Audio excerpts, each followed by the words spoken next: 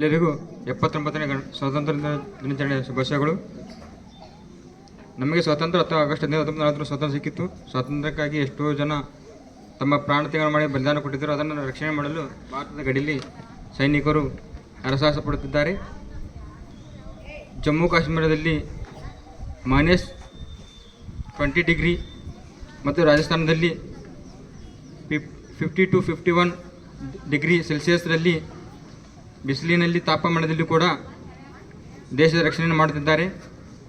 ಹಾಗೂ ದೇಶದ ರಕ್ಷಣೆ ಮಾಡಲು ಸೈನಿಕನ ಕರ್ತವ್ಯ ಮನೆ ಮತ್ತು ಮನೆಯ ತಂದೆ ತಾಯಿಗಳನ್ನು ಬಿಟ್ಟು ದೇಶದ ರಕ್ಷಣೆ ಮಾಡುತ್ತಿರುವಂಥ ಸೈನಿಕರಿಗೆ ಎಲ್ಲರೂ ಅವರನ್ನು ಗೌರವಿಸಬೇಕೆಂದು ಕೇಳುತ್ತಾ, ಅಲ್ಲದೆ ತಾವು ಮಕ್ಕಳನ್ನು ಸೈನಿಕರನ್ನಾಗಿ ಮಾಡಬೇಕೆಂದು ತಮ್ಮಲ್ಲಿ ಕೇಳುತ್ತಾ, ಸೈನಿಕರನ್ನು ಮಾಡಿಕೊಳ್ಳಲು ತಾವು ಮಕ್ಕಳಲ್ಲಿ ಮೊಬೈಲನ್ನು ಕೊಟ್ಟು ಮಕ್ಕಳು ಓದಿಲ್ಲ ಅಂದರೆ ಮಕ್ಕಳು ಮೊಬೈಲ್ ಬಿಟ್ಟು ಬುಕ್ಕನ್ನು ಓದೋದಿಲ್ಲ. ಮಕ್ಕಳಿಗೆ ಮೊದಲು ಮೊಬೈಲಿನ ಅಭ್ಯಾಸವನ್ನು ಬಿಡಿಸಬೇಕು. ಮಕ್ಕಳನ್ನು ಕಾರ್ಯಚಟುವಟಿಕೆಗಳಲ್ಲಿ ತೊಡಗಿಸಬೇಕು. ಮಕ್ಕಳು ಹಲವಾರು ರೀತಿಯ ನಾನಾ ಥರ ಕ್ರೀಡೆಗಳಲ್ಲಿ ಭಾಗವಹಿಸುವುದರಿಂದ ತಮ್ಮ ಬೆಳವಣಿಗೆ ಮತ್ತು ದೇಹದ ಆಡಳಿತ ಬೆಳವಣಿಗೆ ಬೆಳೆಸಿಕೊಳ್ಳುವುದರಿಂದ ಯಾವುದೇ ರೀತಿಯ ಪರೀಕ್ಷೆಗೆ ಅಡೆತಡೆಯಾಗುವುದಿಲ್ಲ ಅಂತ ಹೇಳುತ್ತಾ, ಮತ್ತು ಯಾವುದೇ ಒಂದು ಸ್ಪರ್ಧಾತ್ಮಕ ಕ್ರೀಡೆಯಲ್ಲಿ ಮಕ್ಕಳನ್ನು ಮೊಬೈಲಿನಿಂದ ದೂರ ಇಡಬೇಕು. ಏಕೆಂದರೆ ಸಣ್ಣ ವಯಸ್ಸಿನ ಮೊಬೈಲಲ್ಲಿ ನಾನಾ ರೀತಿಯ ವಿಷಯಗಳು ಬರುತ್ತವೆ. ಆ ಮಕ್ಕಳಿಗೆ ಅವು ತಿಳಿಯುವುದಿಲ್ಲ ಅದರಲ್ಲಿ ಏನಿದೆ ಎಂಬುದು. ಅದಕ್ಕಾಗಿ ಪಾಲಕರು ಮೊಬೈಲನ್ನು ಮಕ್ಕಳಿಂದ ದೂರ ಇಡಬೇಕು. ಅಲ್ಲದೆ ಮಕ್ಕಳಿಗೆ ಒಳ್ಳೆಯ ಹವ್ಯಾಸಗಳನ್ನು ಕಲಿಸಬೇಕು. ಅದೇ ರೀತಿಯಾಗಿ ಮಕ್ಕಳನ್ನು ಹವ್ಯಾಸದ ಜೊತೆಗೆ ರನ್ನಿಂಗ್ ಮಾಡೋದರಿಂದ ನಾಳೆ ಯಾವುದೇ ಒಂದು ಪೊಲೀಸ್ ಹುದ್ದೆ ಆಗಲಿ ಸೈನಿಕ ಹುದ್ದೆ ಆಗಲಿ ಯಾವುದೇ ಮಾಡೋದಕ್ಕೆ ಒಳ್ಳೆಯ ಮಾರ್ಗದರ್ಶಿಯಾಗುತ್ತದೆ. ಅಲ್ಲದೆ ಮತ್ತು ನಾವು ಮಕ್ಕಳನ್ನು ಎಷ್ಟು ಮೊಬೈಲಿಂದ ದೂರ ಇಡುತ್ತೇವೆ ಅಷ್ಟು ಮಕ್ಕಳು ನಮ್ಮ ಮುಂದಿನ ಏಳಿಗೆಗೆ ಮಾರ್ಗದರ್ಶಿಯಾಗುತ್ತಾರೆ. ಏಕೆಂದರೆ ನಾವು ಮಕ್ಕಳು ಓದೋದಿಲ್ಲ ಎಂದು ಹೇಳಿದರೆ ನಿನಗೆ ಮೊಬೈಲನ್ನು ಕೊಡುತ್ತೇನೆ, ನೀವು ಹೋಮ್ವರ್ಕ್ ಮಾಡಿ ಜಲ್ದಿ ಮುಗಿಸಿ ಅಂತ ಹೇಳುತ್ತಾರೆ. ಹೇಳೋದ್ರಿಂದ ಮಕ್ಕಳು ಮೊಬೈಲಿನ ಚಟಕ್ಕಾಗಿ ಹೋಮ್ವರ್ಕನ್ನು ಮುಗಿಸಿ, ಬಟ್ ಅವರಲ್ಲಿ ಓದುತ್ತಿರುವಂಥದ್ದು ನೆನಪಿನಲ್ಲಿ ಉಳಿಯುವುದಿಲ್ಲ. ಕಾರಣ ನಮ್ಮಲ್ಲಿರುವಂಥ ತಪ್ಪು. ಮೊದಲು ನಾವು ಮಕ್ಕಳನ್ನು ಮೊಬೈಲಿಂದ ದೂರ ಇಡಬೇಕು. ಮೊಬೈಲಿನಲ್ಲಿ ಈಗಿನ ಎಷ್ಟೋ ಸ್ಕ್ಯಾಮ್ಗಳು ನಡೆಯುತ್ತಿವೆ. ಮೊಬೈಲಲ್ಲಿ ಲಿಂಕ್ ಬರ್ತಿದೆ, ಪಾಲಕರು ಗೊತ್ತಿರೋದಿಲ್ಲ. ಏನೋ ಒಂದು ಕ್ಲಿಕ್ ಮಕ್ಕಳು ಕ್ಲಿಕ್ ಮಾಡ್ತಿವೆ, ಬಟ್ ಪಾಲಕರಿಗೆ ಗೊತ್ತಿರೋದಿಲ್ಲ.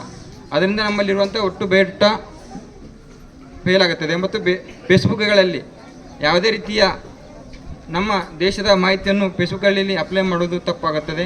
ಏಕೆಂದರೆ ಅದರಿಂದ ನಮ್ಮ ದೇಶದ ರಕ್ಷಣೆಯಲ್ಲಿ ಭದ್ರತೆಯಲ್ಲಿರುವಂಥ ಪ್ರತಿಯೊಂದು ಮಾಹಿತಿಯು ಬೇರೆ ದೇಶಗಳಿಗೆ ಲೀಕ್ ಆಗುತ್ತದೆ. ಇದರಿಂದ ನಾವು ಯೂಸ್ ಮಾಡುವಂಥ ಫೇಸ್ಬುಕ್ಗಳಿಂದ ಹಾಗೂ ಇನ್ಸ್ಟಾಗ್ರಾಮಲ್ಲಿ ಹಾಕುವಂಥ ದೇಶದ ಒಳ್ಳೆಯ ನಮ್ಮಲ್ಲಿ ನಡೆಯುವಂತಹ ಸಂಘಟನೆಗಳನ್ನು ಹಾಕೋದ್ರಿಂದ ಬೇರೆ ದೇಶಗಳಿಗೆ ನಮ್ಮ ದೇಶದ ಭದ್ರತೆಯ ಬಗ್ಗೆ ತಿಳಿದುಕೊಂಡು ನಮ್ಮ ದೇಶದ ಮೇಲೆ ಯಾವ ರೀತಿ ಆಕ್ರಮಣ ಮಾಡಬೇಕೆಂದು ಅವರಿಗೆ ನಾವು ಪ್ರೇರಣೆ ಮಾಡುವಂತಾಗುತ್ತದೆ.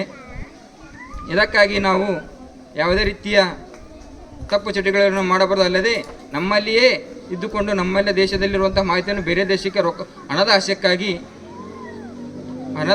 ನಮ್ಮ ದೇಶದ ಸಿಗರೇಟನ್ನು ಬೇರೆ ದೇಶಕ್ಕೆ ಕಳಿಸಿರುವಂಥ ನಮ್ಮ ಈ ದೇಶದಲ್ಲಿ ಕಂಡುಬರುತ್ತಿದೆ. ಅದರಿಂದಾಗಿ ಯಾರೇ ಆಗಲಿ ಇಂಥ ತಪ್ಪು ಕೆಲಸವನ್ನು ಮಾಡಬಾರದೆಂದು ಹೇಳುತ್ತಾ, ಮತ್ತು ನಮ್ಮ ದೇಶದ ಗಡಿಯಲ್ಲಿ ಕಾಯುತ್ತಿರುವಂಥ ಸೈನಿಕರಿಗೆ ಒಳ್ಳೆಯ ಸಹಕಾರವನ್ನು ಕೊಟ್ಟು ಕಾಪಾಡಬೇಕೆಂದು ಹೇಳಿಕೊಳ್ಳುತ್ತಾ, ಹಾಗೂ ಸ್ವಾತಂತ್ರ್ಯ ದಿನಾಚರಣೆಯನ್ನು ತಂದುಕೊಟ್ಟು 79 ವರ್ಷಗಳು ಕಳೆದರೂ ಕೂಡ ನಮ್ಮ ಇನ್ನೂ ಸ್ವಾತಂತ್ರ್ಯದ ಸಿಕ್ಕಿದೆ ಎಂಬ ಡೋಟಿನಲ್ಲಿ ಜನರು ತಿರುಗುತ್ತಿದ್ದಾರೆ. ಕಾರಣ ಎಷ್ಟೇ ಸ್ವಾತಂತ್ರ್ಯ ಸಿಕ್ಕಿ ಇಲ್ಲಿಗೆ 79 ವರ್ಷಗಳು ಕಳೆದರೂ ಕೂಡ ನಮಗೆ ಇನ್ನೂ ಸ್ವಾತಂತ್ರ್ಯ ಸಿಕ್ಕಿಲ್ಲ ಅನ್ನೋ ಭಾವನೆಯಲ್ಲಿದೆ. ಕಾರಣ ನಮ್ಮ ದೇಶದಲ್ಲಿ ಇರುವಂಥ ಭ್ರಷ್ಟಾಚಾರ ಅಂತಂದರೆ ಹಣದ ಗೋಬೆದು ಫಸ್ಟ್ ಬೆಲೆಗೆ ಅತ್ಯಾಚಾರ. ಕಾರಣ ನಮ್ಮ ಮೊಬೈಲ್ನಲ್ಲಿ ಹುಡುಗರು ಕೊಡುವಂಥ ವಿಷಯಗಳನ್ನು ತಿಳಿದುಕೊಂಡಂಥ ಸಣ್ಣ ಮಕ್ಕಳಿಗೆ ತಿಳಿಯುವುದಿಲ್ಲ.